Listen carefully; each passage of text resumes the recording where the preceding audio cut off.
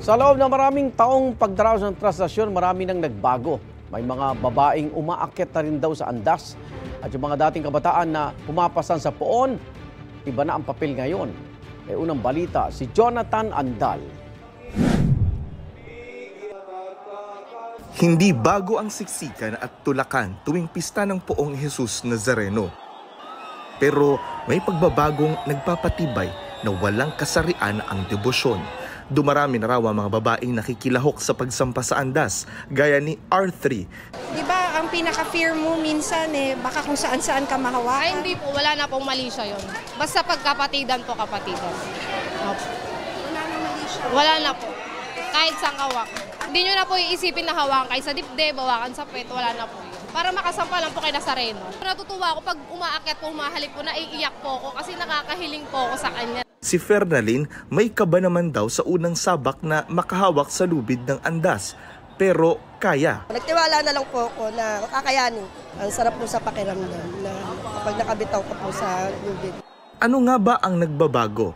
ABC, sabi ng sociologist si Brother Clifford Sorita. A o attitude na kung kaya ng lalaki, kaya rin ng babae. B o belief, malakas na pananampalataya. At C o courage, lakas ng loob. The thought now is this, if a man can do it, so can I. Of course, ang ating talagang pinaka-panlaban talaga yung B and C.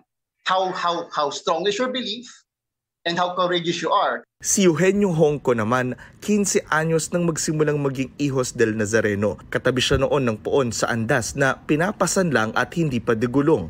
Makalipas ang 6 na dekada, mas kilala na siya bilang si Lolo Boy, ang pinakamatandang Hijos ngayon sa edad na 78. Palata ko na hanggat kaya ng katawan ko sisigaw. Pero malayo na siya sa andas at nasa pinakaunahan ng prosesyon. Inaayos ang daanan ng mga sakristan, pinapatabi ang mga nagtitindang nakahambalang, hinahawi ang mga debotong nasa gitna ng daan, dinidisiplina ang magugulo. May napansin din daw siyang nagbago.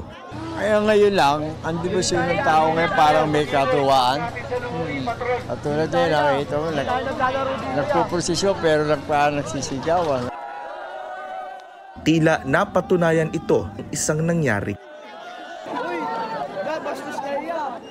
Mabutit kasama si CJ, ang apo ni Lolo Boy na isa ring Hijos. Proud po ako sa lolo ko dahil kinikilala po kasi siya sa Poong Jesus Nazareno. Gusto po maging katulad ng lolo ko. Itong unahan ng prosesyon, usually yung isa sa pinakakalmadong parte nitong traslasyon. Kasi malayo to sa andas, so malayo sa mga nagkakagulong mga deboto.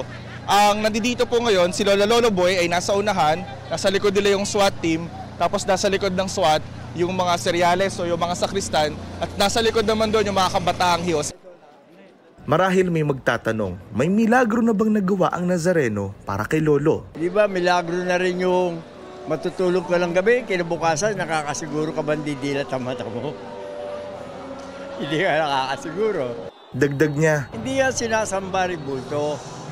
Pero yung rebulto niya, nagpapakilala minsan, andito sa lupa yan, nakasama ng tao. itong unang balita, Jonathan Andal para sa GMA Integrated News. Igan, mauna ka sa mga balita, mag-subscribe na sa GMA Integrated News sa YouTube para sa iba't ibang ulat sa ating bansa.